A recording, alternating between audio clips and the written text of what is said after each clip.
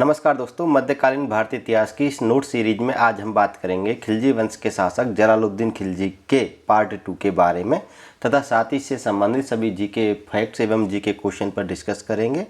Video काफ़ी important होने वाला है जो आपकी आगामी प्रतियोगी परीक्षाओं के लिए काफ़ी यूजफुल रहेगा। वीडियो को अंत तक अवश्य देखिएगा। तो चलिए शुरू करते हैं अपने टॉपिक को। आज हम बात करने वाले हैं जलालुद्दीन खिलजी के आखिरी अभियान यानी जलालुद्दीन खिलजी के समय किए गए आखिरी अभियान यानी देवगिरी अभियान के बारे में, तथा उसके बाद हम पढ़ेंगे जलालुद्दीन खिलजी के हत्याग के बारे में और इससे संबंधित यानी जलालुद्दीन खिलजी से संबंधित अन्य महत्वपूर्ण प्रश्नों पर भी डिस्कस करेंगे। तो सबसे पहले हम जानते हैं देवगिरी अभियान के बारे में कि देवगिरी अभियान क्या था जलालुद्दीन खिलजी के शासनकाल में। देखिए, जलालुद्दीन खिलजी का जो भतीजा था अलाउद्दीन खिलजी, ये जलालुद्दीन खिलजी के शासनकाल में कड़ा और मानिकपुर का क्या था, सूबेदार था, जनरल था यानी इक़्तिदार था। तो अलाउद्दीन खिलजी ने क्या किया कि सुल्तान जलालुद्दीन खिलजी से चंदेरी पर आक्रमण करने की अनुमति ली, लेकिन उसने क्या किया कि चंदेरी पर आक्रमण ना करके देवगिरी पर आक्रमण कर दिया था। और उस समय देवगिरी के शासक थे यादव रामचंद्र देव, और इस अभियान में सुल्तान को अंधेरे में रखने हेतु अभियान की झूठी सूचनाएं अला उल मुल्क के द्वारा सुल्तान तक निरंतर पहुंचाई गई। ठीक है, ये बात इंपॉर्टेंट है कि 1296 ईस्वी की बात है। तो 1296 ईस्वी में क्या होता है कि जलालुद्दीन खिलजी का जो भतीजा और कड़ा मानिकपुर का सूबेदार होता है अलाउद्दीन खिलजी, ये क्या करता है, जलालुद्दीन खिलजी से चंदेरी आक्रमण की अनुमति लेता है, लेकिन चंदेरी पर आक्रमण ना करके किस पर आक्रमण करता है, देवगिरी पर आक्रमण करता है। और उस समय देवगिरी के शासक कौन थे, यादव रामचंद्र देव थे। और सुल्तान को चंदेरी आक्रमण की झूठी सूचनाएं भेजने के लिए अलाउद्दीन खिलजी ने किसको नियुक्त किया था, अला उल मुल्क को नियुक्त किया था। ये सुल्तान के पास चंदेरी आक्रमण की झूठी सूचनाएं भेज रहा था उस समय। यहाँ तक फैक्ट्स आपके क्लियर हो गए होंगे। अब उधर क्या होता है कि रामचंद्र देव ने जब अलाउद्दीन खिलजी का आक्रमण हुआ देवगिरी पर, तो अलाउद्दीन खिलजी के आक्रमण के समय देवगिरी के शासक रामचंद्र देव ने समझौते का निर्णय लिया था, परंतु रामचंद्र देव के पुत्र थे सिंघन देव, जिनको शंकर देव के नाम से भी जाना जाता है कई जगह पर। तो उन्होंने क्या किया, युद्ध का निर्णय लिया।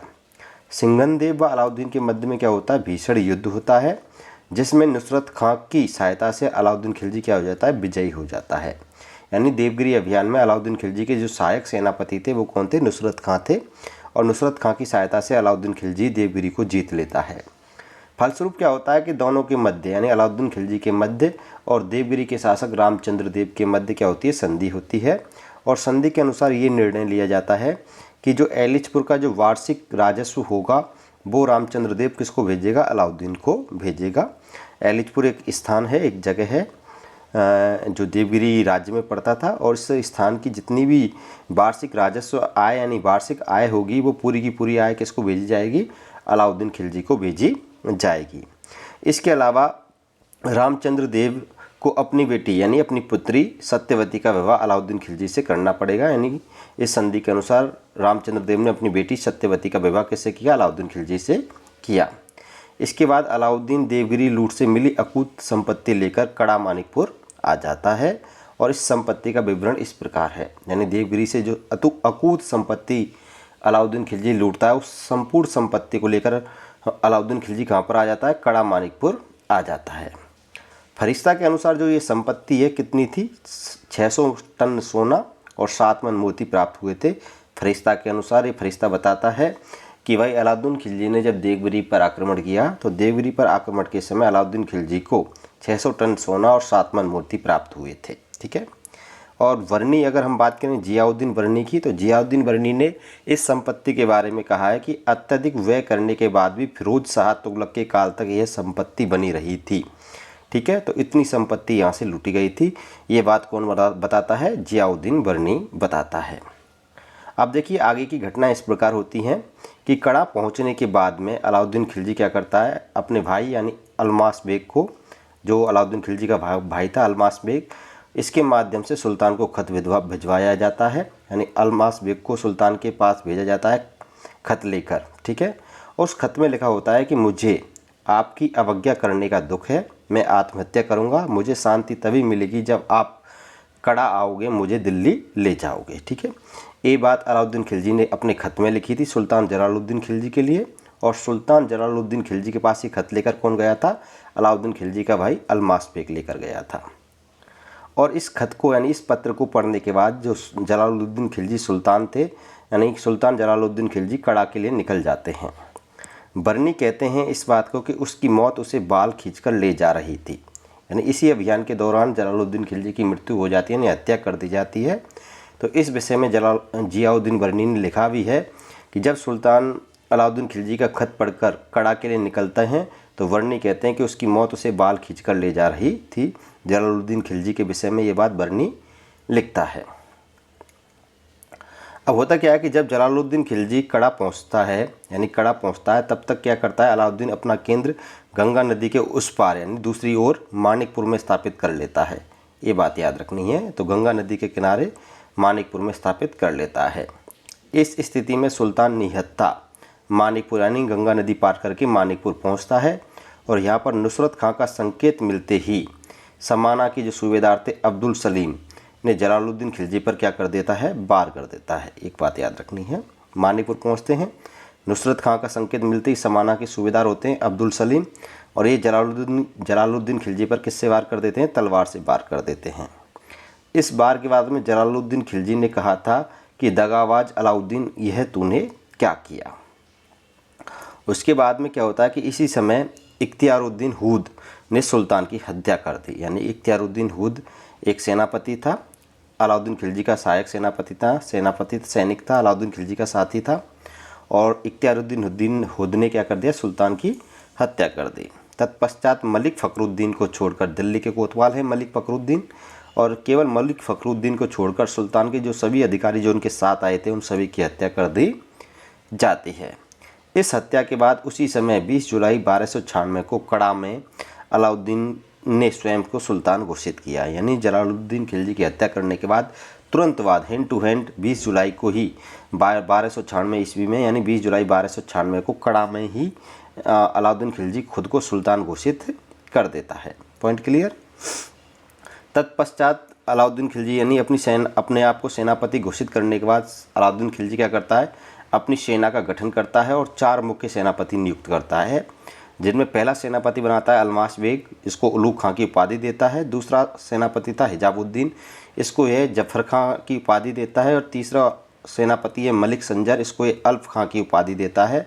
और जो चौथा इसका सेनापति है उसका नाम है नुसरत खां जलेसरी। ये चारों सेनापति अलाउद्दीन खिलजी के मुख्य सेनापति थे। ये बात याद रखनी है, इन चारों को ये अपना सेनापति बनाता है सबसे पहले। इसके बाद में ये अपनी सेना को 2 भागों में बांट देता है। स्वयं अलाउद्दीन यानी स्वयं एक सेना का भाग लेकर बदायूं के रास्ते दिल्ली जाता है और नुसरत खां को अलीगढ़ के रास्ते दिल्ली की ओर भेजता है। ठीक है, यानी सेना को 2 हिस्सों में बांट देता है। एक हिस्सा नुसरत खां के नेतृत्व में जाता है दिल्ली और एक हिस्सा अलाउद्दीन खिलजी के नेतृत्व में जाता है। यानी अलाउद्दीन खिलजी बदायूं के रास्ते दिल्ली जाता है और नुसरत खां अलीगढ़ के रास्ते दिल्ली जाता है। विशाल सेना के साथ अलाउद्दीन खिलजी 26 अक्टूबर 1296 को दिल्ली में प्रवेश करता है। ठीक है, 26 अक्टूबर को दिल्ली में प्रवेश करता है, ये भी क्वेश्चन पूछा जाता है। तो याद रखना है, अलाउद्दीन खिलजी जलालुद्दीन खिलजी की हत्या करने के बाद में 26 अक्टूबर 1296 को दिल्ली में प्रवेश करता है तथा बलवन के लाल महल में पुनः राज्याभिषेक करवाता है। यानी इसी दोबारा अपना राज्याभिषेक करवाता है। और इस समय अलाउद्दीन खिलजी ने अपने नाम का खुतबा पढ़वाया, सिक्के चलाए और मुजफ्फर अलाउद्दीन मोहम्मद शाह खिलजी की उपाधि धारण की थी। ठीक है, अब उसके बाद में नेक्स्ट क्वेश्चन से देखिएगा कि एग्जाम्स में क्वेश्चन कौन कौन से आए हैं इसकी हत्या और देवगिरी अभियान से संबंधित, कि किस शासक के काल में पहली बार देवगिरी पर आक्रमण किया गया था। तो इसका सही आंसर है जलालुद्दीन खिलजी के शासनकाल में। ठीक है, लेकिन ये आक्रमण जलालुद्दीन खिलजी ने स्वयं नहीं किया था, इसके एक सूबेदार थे अलाउद्दीन खिलजी ने देवगिरी पर आक्रमण किया था। ये बात भी याद रखनी है आपकी। तो जलालुद्दीन खिलजी के शासनकाल में सबसे पहली बार देवगिरी पर आक्रमण किया गया था। नेक्स्ट क्वेश्चन है, किस शासक के शासनकाल में विंध्याचल पहाड़ियों के पार दक्षिण भारत में पहली बार मुस्लिम आक्रमण हुआ था। तो इसका सही आंसर है जलालुद्दीन खिलजी के शासनकाल में। इस क्वेश्चन का फैक्ट्स देखिएगा कि जलालुद्दीन खिलजी के काल में अलाउद्दीन खिलजी के नेतृत्व में देवगिरी के शासक रामचंद्र देव यादव पर हमला किया गया, लेकिन जलालुद्दीन खिलजी स्वयं हमला करने नहीं गया था। ये बात भी याद रखनी है आपको। तो हम कह सकते हैं, नोट में आपको याद रखना है कि शासक के रूप में विंध्याचल की पहाड़ियों को पार कर दक्षिण की ओर अभियान करने वाला पहला सुल्तान कौन था, अलाउद्दीन खिलजी था। और देवगिरी अभियान से अब उसके बाद में देखिएगा अगर आपसे कोई क्वेश्चन पूछे कि किसके शासनकाल में सबसे पहले देवगिरी पर आक्रमण हुआ था, तो जलालुद्दीन खिलजी के शासनकाल में। अगर क्वेश्चन पूछे कि शासक के रूप में सबसे पहले देवगिरी पर अभियान किसने किया था, अलाउद्दीन खिलजी ने किया था। ये बात याद रखनी, कन्फ्यूज मत हो जाना। नेक्स्ट क्वेश्चन है कि देवगिरी अभियान से कड़ा लौटते हुए मार्ग में अलाउद्दीन ने किस स्थान पर आक्रमण कर वहाँ के लोगों को मौत के घाट उतार दिया था। तो इसका सही आंसर है असीरगढ़। यहाँ पर चौहान राजपूतों का शासन था। ये इंपॉर्टेंट क्वेश्चन है, एग्जाम्स में आ सकता है और ऐसे क्वेश्चंस एग्जाम में पूछे जाते हैं जिनकी तरफ किसी का ध्यान नहीं जाता है। मैंने बताया कि देवगिरी लूटने के बाद में जब ये कड़ा लौट कर आया तो बीच में ये असीरगढ़ पड़ा था, तो लौटते समय इसने असीरगढ़ पर भी आक्रमण किया था, असीरगढ़ को लूटा था, यहाँ पे कत्लेआम किया था। तो असीरगढ़ पर चौहान राजपूतों का शासन था, ये बात भी याद रखनी है। नेक्स्ट क्वेश्चन है कि किसके द्वारा अलाउद्दीन के अनाधिकृत देवगिरी अभियान के संबंध में जलालुद्दीन को उस पर कठोर कार्यवाही करने की सलाह दी गई थी। तो इसका सही आंसर है अहमद चप ने। मैंने आपको बताया था कि अलाउद्दीन खिलजी चंदेरी पर आक्रमण करने की अनुमति लेकर जाता है, लेकिन बिना किसी सूचना दिए ये क्या कर देता है, देवगिरी पर आक्रमण कर देता है। तो अनाधिकृत आक्रमण था, बिना अनुमति लिए आक्रमण था देवगिरी पर अलाउद्दीन का। तो इसलिए अलाउद्दीन पर कठोर कार्रवाई करने की जो सलाह देता है वो कौन देता है, सुल्तान जलालुद्दीन खिलजी को अहमद चप देता है। ठीक है, फैक्ट्स देखिएगा कि देवगिरी अभियान की जानकारी सुल्तान को अहमद चप द्वारा ग्वालियर में दी गई थी। चप ने कठोर कार्रवाई का सुझाव दिया था जिस पर सुल्तान ने अहमद चप को डांटा था। ठीक है, उसको डांट दिया था कि कोई कार्रवाई नहीं है। नेक्स्ट अगला क्वेश्चन है कि किसने सुल्तान जलालुद्दीन को अलाउद्दीन के भाई अल्मास बेग से भेंट ना करने की सलाह दी थी। मैंने बताया था कि देवगिरी अभियान के बाद में जब अलाउद्दीन कड़ा मानिकपुर लौटकर आ जाता है तो अपने भाई अल्मास बेग को सुल्तान के पास खत लेकर भेजता है, लेकिन एक व्यक्ति था वह सुल्तान जलालुद्दीन को अल्मास बेग से ना मिलने की सलाह देता है। वह व्यक्ति कौन था, तो वह व्यक्ति था अहमद चप। अहमद चप ने अल्मास बेग की से ना मिलने की सलाह दी थी सुल्तान जलालुद्दीन खिलजी को। फैक्ट्स देखिएगा कि देवगिरी अभियान के बाद अलाउद्दीन अपने भाई अल्मास बेग के हाथों सुल्तान के पास एक पत्र भेजकर भेंट का निवेदन करता है। अहमद चप ने सुल्तान को भेंट ना करने व धन को लूटने की सलाह दी थी, क्योंकि उसका मानना था कि धन और कल है और धन। परंतु जलालुद्दीन ने उसकी सलाह को अनसुना कर दिया और अलाउद्दीन से मिलने चल दिया। बरनी के अनुसार सीधे साधे सुल्तान ने कुरान पर अपना मस्तक झुकाया और अपनी यात्रा जारी रखी। जैसे अपने मस्तिष्क में बिना किसी भय और संदेश को स्थान दिए कोई पिता अपने पुत्र के यहाँ जाता है। तो ये बरनी इसके विषय में लिखता है। और बरनी ने ये भी बात लिखा कि सुल्तान की मौत उसे बाल खींचकर उधर ले जा रही थी। ये बात भी इसने लिखी है सुल्तान जलालुद्दीन के विषय में। नेक्स्ट क्वेश्चन है कि सुल्तान जलालुद्दीन खिलजी की हत्या किसने की थी। तो इसका सही आंसर है सुल्तान जलालुद्दीन खिलजी की हत्या करवाई थी अलाउद्दीन खिलजी ने कड़ा मानिकपुर में, जो इलाहाबाद में पड़ता है, और गंगा नदी के किनारे सुल्तान जलालुद्दीन खिलजी की हत्या की गई थी। ये भी क्वेश्चन पूछा जाता है किस नदी के किनारे, तो याद रखना गंगा नदी के किनारे सुल्तान जलालुद्दीन खिलजी की हत्या की गई थी। नेक्स्ट क्वेश्चन है कि शहीद सुल्तान के कटे हुए मस्तक से अभी रक्त टपक रहा था कि कड़ा में अलाउद्दीन ने स्वयं को सुल्तान घोषित कर दिया। उपरोक्त कथन किसका है।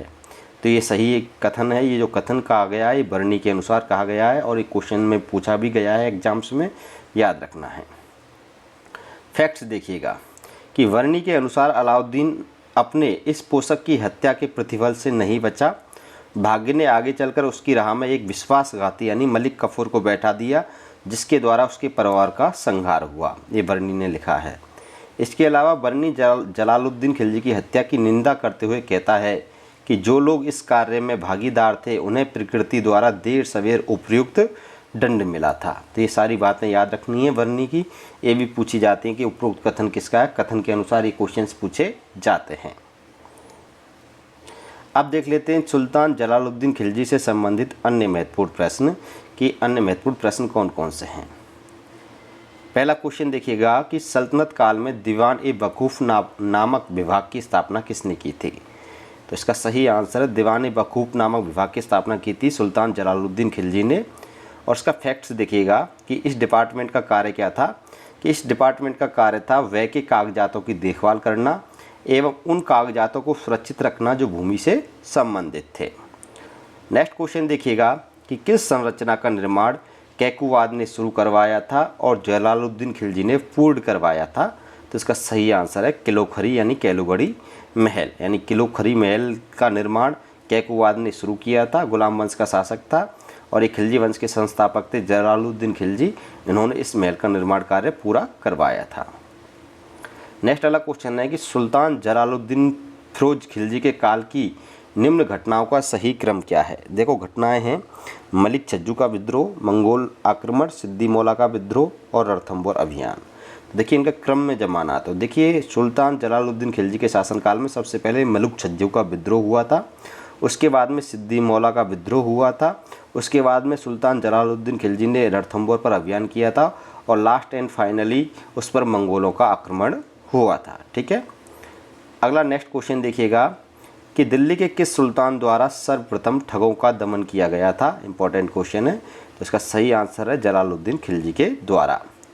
नेक्स्ट क्वेश्चन है कि नयन जैनी किसका अधिकारी था?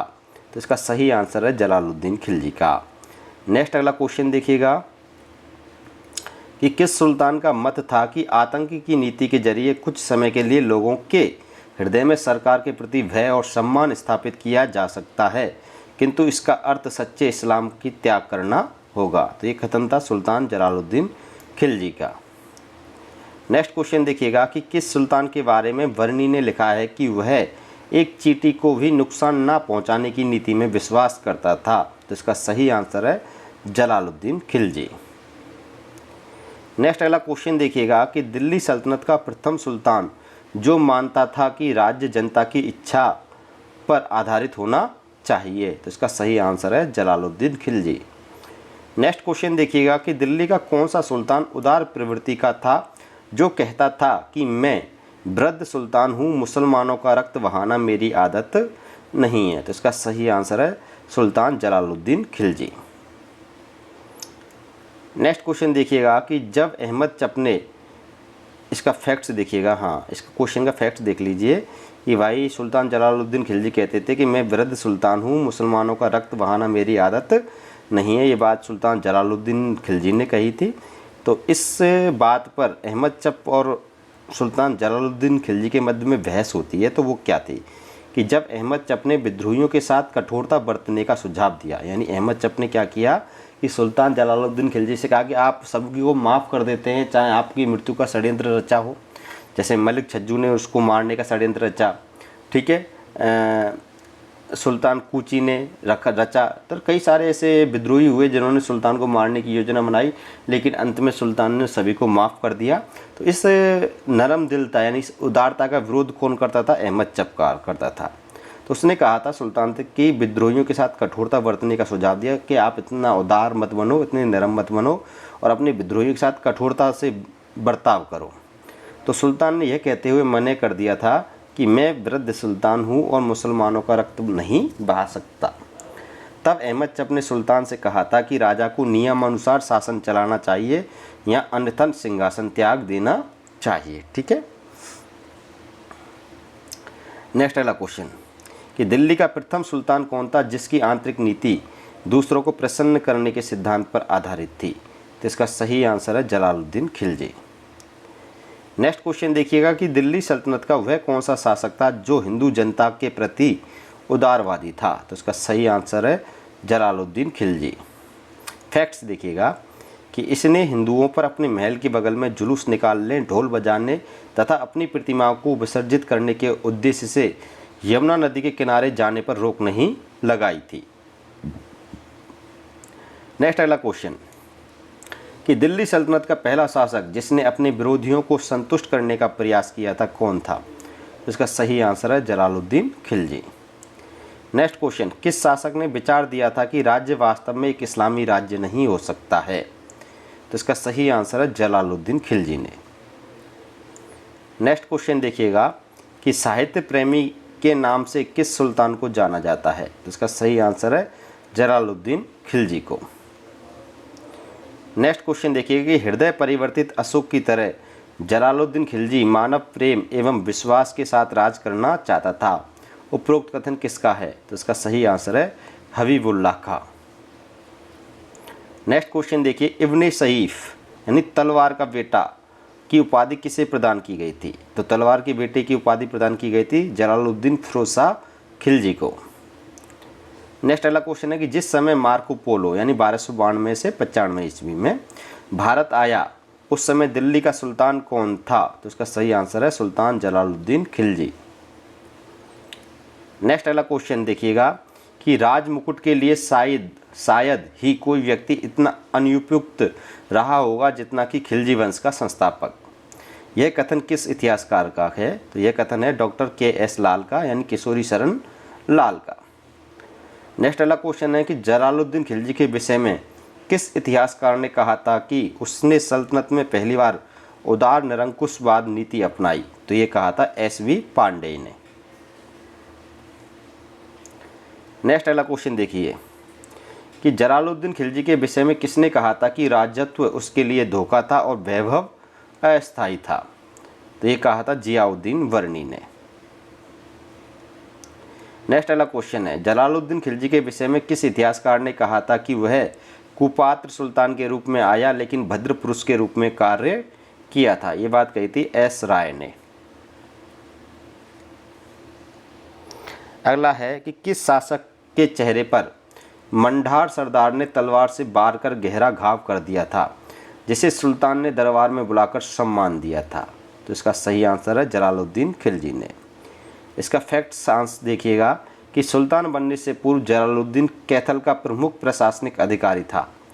यहाँ मंडार सरदारों ने तुर्कों का डटकर विरोध किया था। एक लड़ाई में एक मंडार सरदार ने तलवार से जलालुद्दीन के चेहरे पर ऐसा घाव दिया कि जिसे वह जीवन भर ना भुला सका। सुल्तान बनने के बाद जलालुद्दीन ने उसे दरबार में बुलाया और इनाम दिया। दरबारी बहुत आश्चर्यचकित थे, लेकिन जलालुद्दीन ने उन्हें बताया कि मैंने अनेक लड़ाइयाँ लड़ी लेकिन इस मंडार जैसा वीर नहीं देखा। ठीक है दोस्तों, तो ये थी दोस्तों सुल्तान जलालुद्दीन खिलजी से संबंधित सभी बातें। यानी पार्ट 1 में हमने सुल्तान जलालुद्दीन खिलजी के सिंहासन आरोहण और उसके द्वारा किए गए प्रमुख 6 अभियानों के बारे में और विद्रोहों के बारे में बता दिया था। आज की इस वीडियो में हमने सुल्तान जलालुद्दीन खिलजी के देवगिरी अभियान और उसकी हत्या और सुल्तान जलालुद्दीन खिलजी से संबंधित सभी इम्पोर्टेंट क्वेश्चंस के बारे में बता दिया है। यानी सुल्तान जलालुद्दीन खिलजी से संबंधित सभी फैक्ट्स हमने करवा दिए हैं, एक भी फैक्ट यहाँ पर छोड़ा नहीं गया है। वीडियो पसंद आए तो वीडियो को लाइक करिएगा, शेयर करिएगा। आप हमारे चैनल पर नए हो तो चैनल को सब्सक्राइब अवश्य करिएगा। ऐसे कंटेंट हम आपके लिए लाते रहेंगे। फिर मिलेंगे नेक्स्ट अगली वीडियो में, तब तक के लिए अलविदा, बाय बाय।